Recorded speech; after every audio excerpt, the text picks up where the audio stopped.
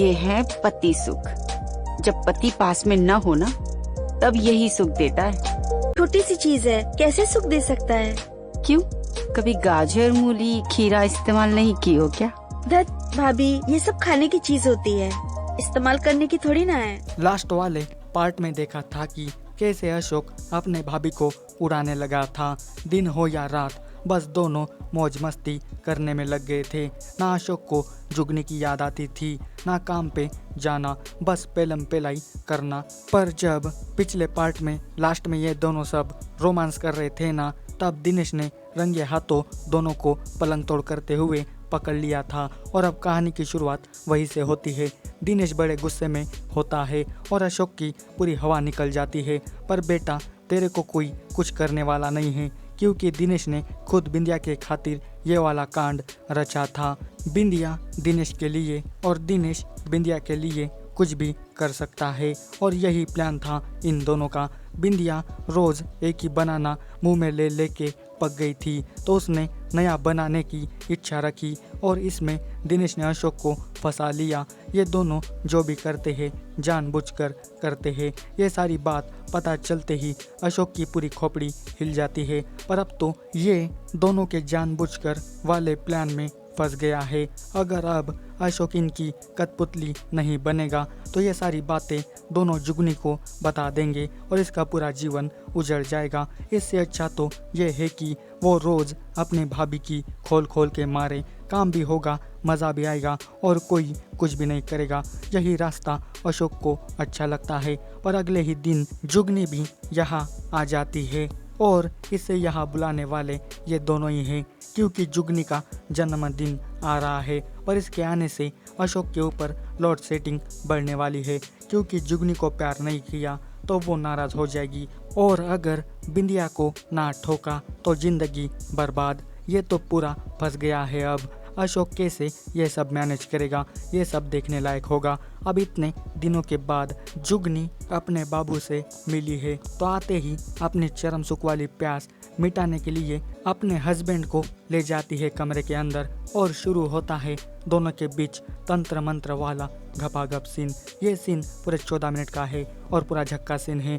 जुगनी बावली बन के रोमांस करती है और ये सीन पूरा मस्त है। दिनेश और बिंदिया जुगनी का बर्थडे पूरे धूमधाम से मनाते हैं, पर जुगनी तो अब यहाँ पे ही रुकने वाली है। वो यहाँ से जाना नहीं चाहती। शायद इसके पीछे भी इन दोनों का कुछ प्लान होगा। बिंदिया अशोक को वार्निंग भी देके जाता है कि अब बीवी आने से अगर तुमने मुझे प्यार देने में कोई भी कमी दिखाई तो तुमको पता है मैं क्या करूँगी। तो बिंदिया जुगनी को हॉट वाली नाइटी गिफ्ट करवा के खूब मज़े करने के लिए कहती है।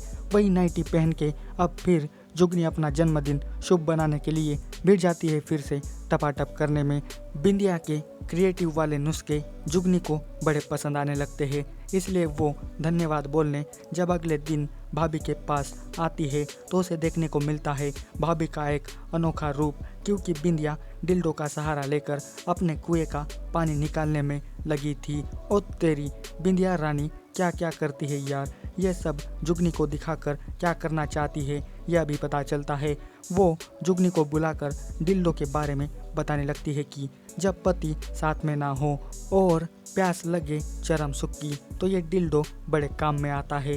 तुम एक बार ट्राई करके देखो। अरे वाह वाह, क्या बात है, मस्त प्लान बनाया है यार। लो, बना दिया ना इसको भी उल्लू।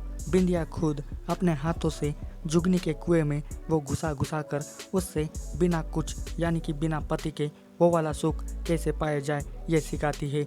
अशोक भी ये सब कुछ देख लेता है। उसे विश्वास नहीं होता कि भाभी इतना नीचे गिर सकती है मेरे को पाने के लिए। वो जुगनी को ये सब सिखा रही है। अशोक से अब बर्दाश्त नहीं होता। वो भाभी को समझाने जाता है, पर घंटा बिंदिया रानी रानी है, वो कहाँ झुकने वाली है, वो तो और ज़्यादा नखरे करने लगती है।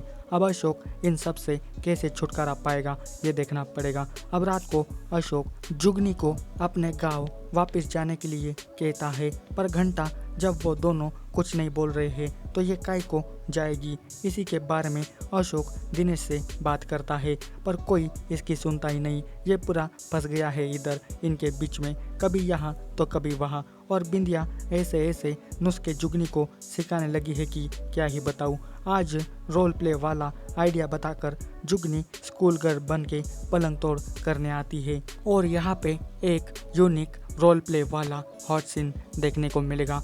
जुगनी की प्यास बुझाने के बाद भाभी की प्यास बुझाने ज़रूर आना पड़ेगा और बिंदिया को किचन में ही वो ठोकने लगता है अभी। और बैक टू बैक सबको आउटस्टैंडिंग वाले हॉट सीन देखने को मिलेंगे जो पूरे 19 मिनट के हैं और पूरे मज़ेदार सीन हैं। अब कुछ दिनों बाद बिंदिया जुगनी को एक अजीब वाला प्यार करना सिखाती है। मतलब अगर कभी पति कमज़ोर पड़ जाए तो कैसे एक औरत की प्यास बुझा सकती है, और वही आज लाइव जुगनी को सिखाने लगती है। दोनों लेस्बियन बन के यानी कि लेस्बियन बिल्लियाँ बन के एक दूसरे को चखने लगती है। और आज फिर अशोक ये वाला कांड भी देख लेता है। अब पानी सर के ऊपर चला गया है।